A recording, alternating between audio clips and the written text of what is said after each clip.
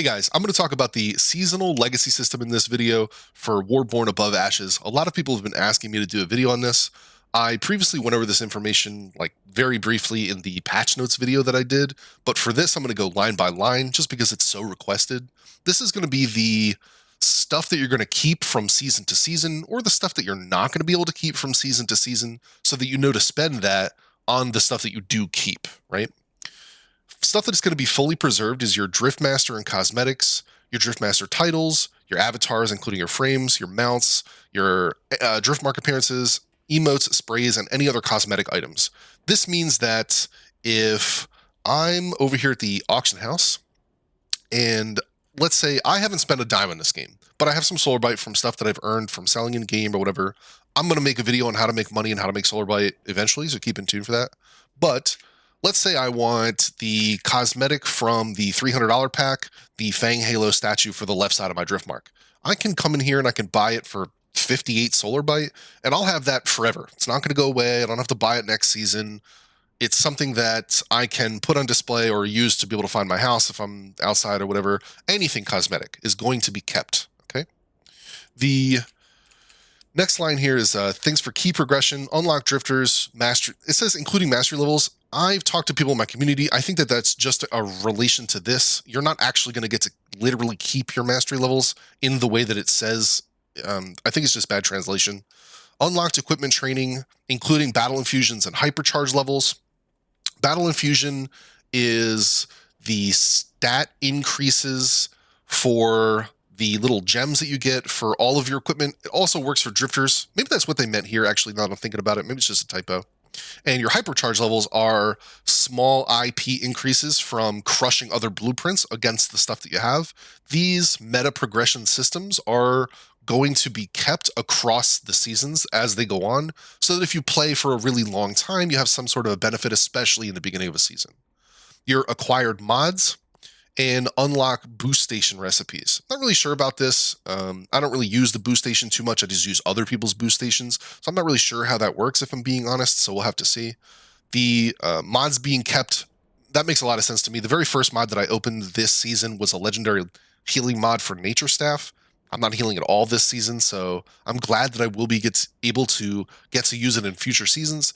And if you have a lot of mods over the series of time, you'll be able to synthesize and re-roll and sort of perfect your account and your character as time goes on through multiple seasons. Currency, eternal currencies such as Solar Bite, Eclipsium, Season Merit. Season Merit's going to come from the settlements, the halfway settlement and the end of season settlement that happens, depending on your guild rank, your warband rank, your PvP rank, all that sort of stuff I think ties in.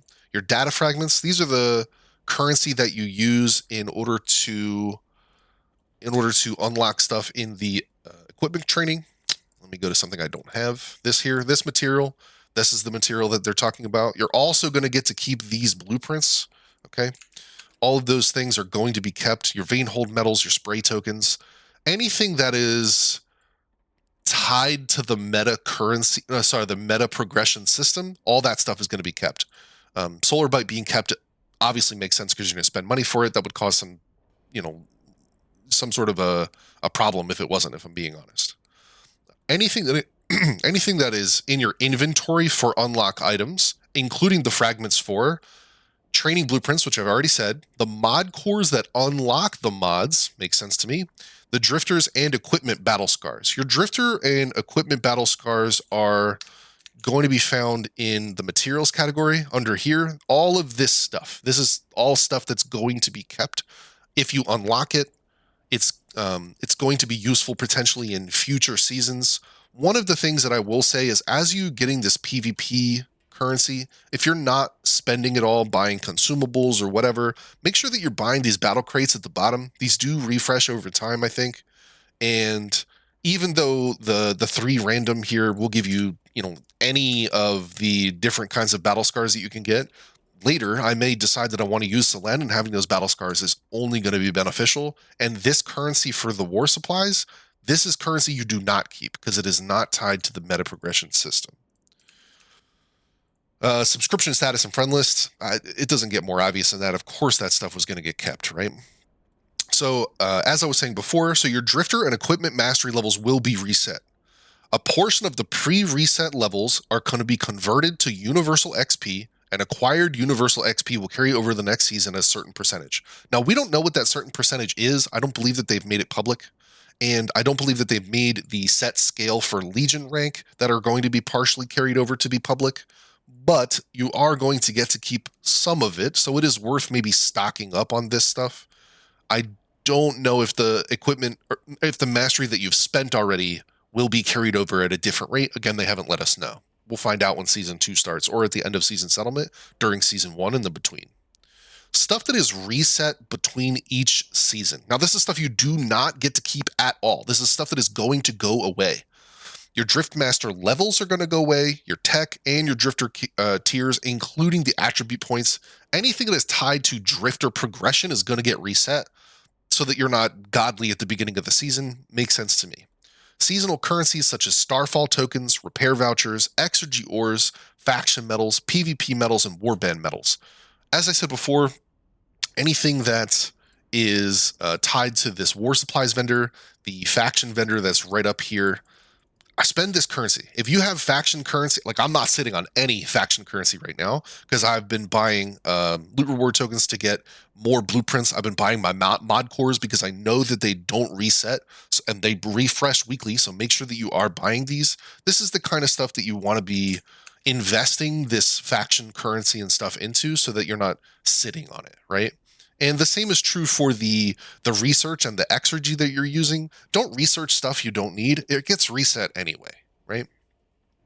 Weapons, armor, and other equipment, as well as consumables like healing potions and Starfall token crates.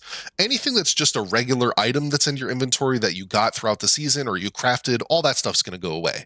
Again, for obvious reasons, so that you don't start with some kind of a head start in the next season that isn't just tied to the premium currency, for example. Warband ranks, warband drift marks, etc., etc. I'm not going to read the rest of that. All the stuff tied to your warband progression is also going to get reset, just as if you were going to start the season 1 fresh as a brand new warband, so that you can progress and level up and refill it as you will. And the very last thing here is anything tied to events. The survival guide, the faction missions and passes, season progression, daily sign-ins and power upgrades and events.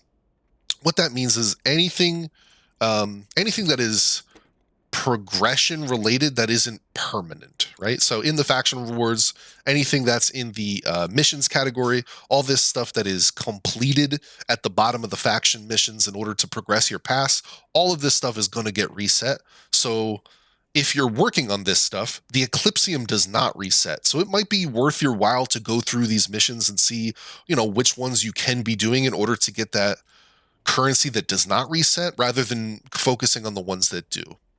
If you have any questions, guys, feel free to leave a comment in the description or leave a question in the comments below.